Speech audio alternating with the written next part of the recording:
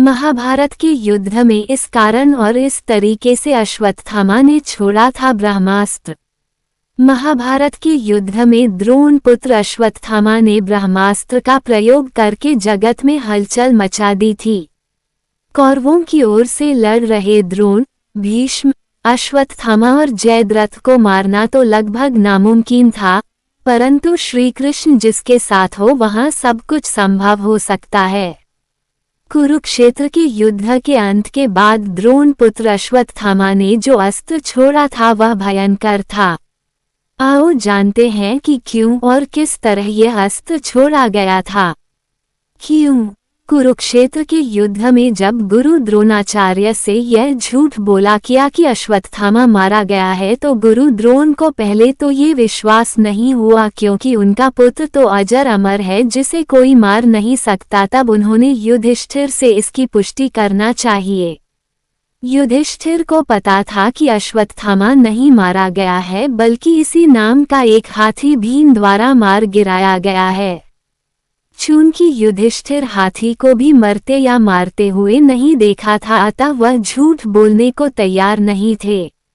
द्रोणाचार्य के पूछते पर उन्होंने कहा कि हाँ, अश्वत्थामा मारा गया है।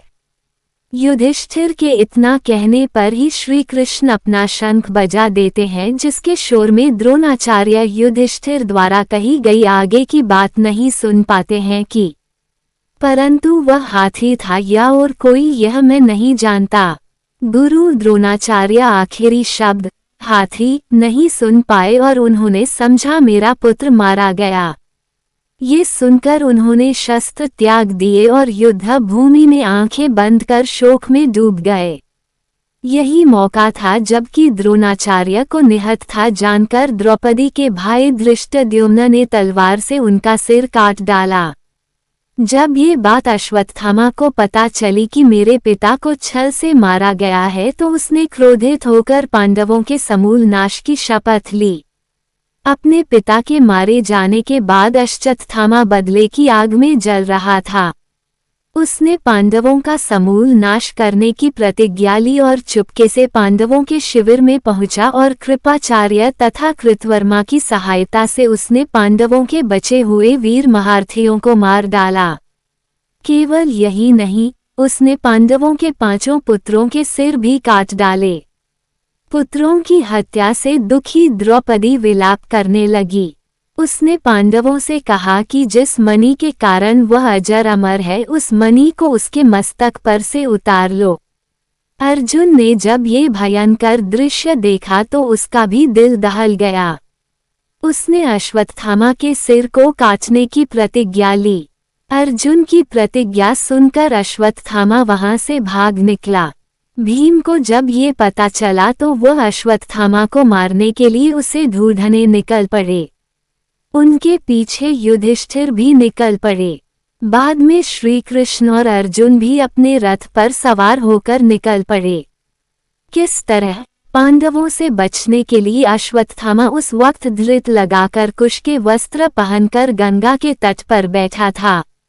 वहां वेद व्यास जी के साथ अन्य ऋषि भी थे। ये भी कहा जाता है कि उसे जब ये पता चला कि अर्जुन और श्री कृष्ण उसे पकड़ने के लिए उसके पीछे आ रहे हैं तो वो वेदव्यास जी के आश्रम में पहुंच गया। तभी वहां पर अर्जुन और श्री कृष्ण पहुंच जाते हैं। उन्हें देखकर अश्वत्थामा एक कुश को निकालकर मंत्र पढ़ने लगता है और उस कुश को ही ब्रह्मास्त्र बनाकर उसे अर्जुन पर छोड़ देता है। ये देखकर श्री कृष्ण और वेद व्यास जी अचंभित हो जाते हैं। तब तक्षण श्री कृष्ण के कहने पर अर्जुन भी ब्रह्मास्त्र का प्रयोग करता है।